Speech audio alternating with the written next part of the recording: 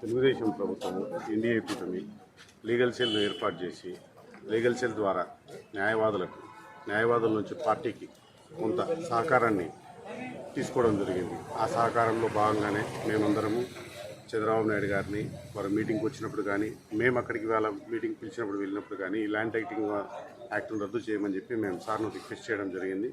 అంతేవిధంగా అతను ప్రజలకు ఇచ్చిన మాట ప్రకారంగా ముఖ్యంగా నంద్యాలలో ఆఖరి రోజు ప్రచారంలో ఆఖరి రోజు పర్యటన నంద్యాలలో ఆఖరిగా మన రాష్ట్ర సెంటర్లో జరిగిన మీటింగ్లో ఆయన ఈ విషయాన్ని స్పష్టంగా చెప్పాడు. ఫస్ట్ నేను గెలుస్తానే సంతకం దాన్ని చేసి తీసేస్తానన్నాడు.